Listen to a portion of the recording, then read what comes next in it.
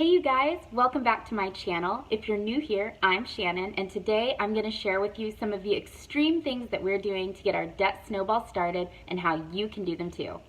So in my last video, I shared with you guys some of the things that might be preventing you from paying off debt or really getting organized. And today I just wanted to share with you guys some of the things that we're doing that might seem extreme to find room in our budget so that we can really start hammering on our debt. When I first sat down and looked at our budget, I thought to myself, there's just no way, there's no extra money, and I can't see how we can start attacking debt and start making more than just the minimum payments on all of these bills. So one of the first things that we actually did was completely stopped all miscellaneous spending for a few weeks, even maybe it was a few months, but we stopped spending anything extra. If it was not necessary, we had a spending freeze. So a spending freeze for, it could be a week or maybe even a month, can actually help you see where all of your miscellaneous money was going and that you really do have extra money in your budget, you just weren't telling it where to go. The second really useful thing that we've been doing to jumpstart our debt snowball is selling everything.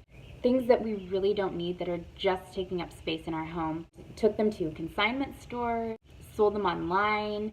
This really provided us with some extra cash to help when we were in those jumping off stages and just trying to catch up.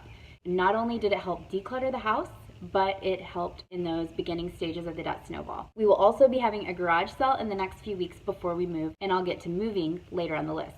Speaking of selling everything, take a look at what's in your driveway. If you have a crazy, super expensive SUV, it might need to go.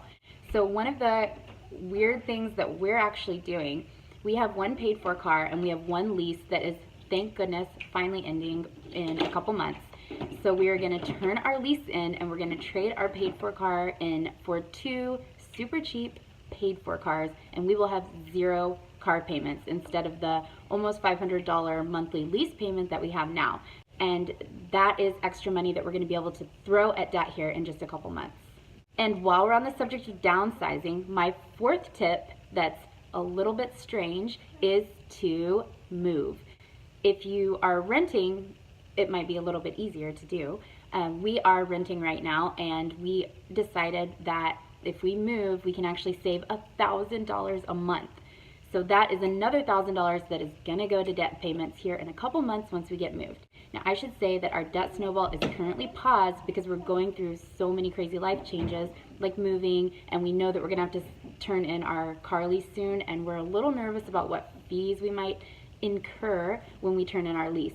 So we have paused our debt snowball so we can just pile up money and be prepared for any unknown expenses that might come our way. And anything that we didn't spend in the move and in turning in our car, we are gonna just chunk at debt and get our snowball rolling again.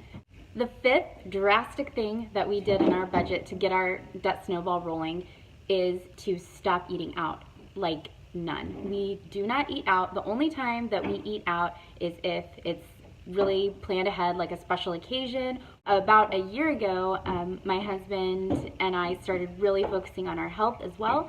It's good for our diet. We make a lot healthier choices, and we also don't go get fast food, and we don't go out to eat. And honestly, I don't really miss going out to eat right now because we have 3 kids under 5, and yeah, it can get a little crazy going out to eat with all of them. Anyways, so with the season that we're in right now, it works really well for us. So we meal plan every single meal Monday through Sunday, and breakfast, lunch, and dinner, and it saves us so much money on groceries. We're able to spend less than $100 a week on groceries for our family of 5. I never worry about what we're eating that night because it's already planned out ahead of time.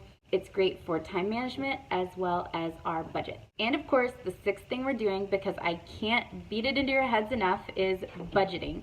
Budgeting changes everything. You'll instantly feel like you got a raise just by having a budget and telling your money exactly where you want it to go each month. Don't forget to grab my free budgeting printables, which I'll link below. And also, don't forget to watch last week's video, which I'll also link below, about 7 things that you should do before you start paying off debt so that you're ready and you can avoid overwhelm and frustration before you start the debt snowball.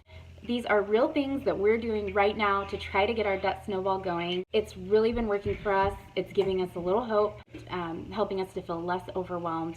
And honestly, we don't mind the sacrifice because we're working together and we're seeing the results.